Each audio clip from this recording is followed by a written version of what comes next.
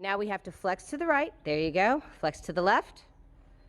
Flex to the right and flex to the left. We're going to go back and forth. There you go. And release. Very nice. And flex to the left. Flex to the left. There you go. Good. And release. Flex to the right.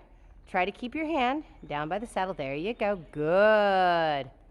Very nice. Now we've got much better control. Now we can do our one rein stop.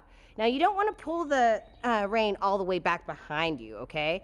Try to reach up far enough where you're really only coming to the pommel of your saddle. So there you go.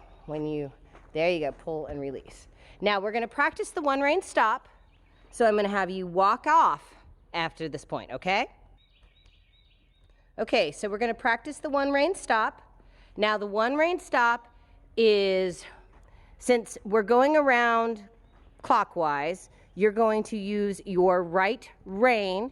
You're going to flex the horse around until she stops and say, whoa, okay?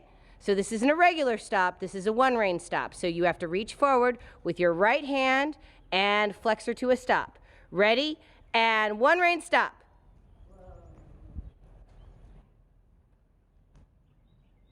And release. Good.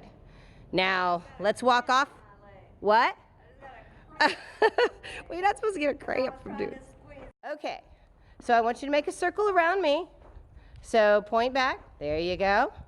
And we're going to practice the one rein stop to either side. Now the one rein stop, if she ever gets to going too fast, you've got to remember to stay balanced and sit back. Don't fall forward. Ready? And one rein stop. And release. There. Very good. And if ever she gets to going too fast, one rein stop to the inside will always save you, okay?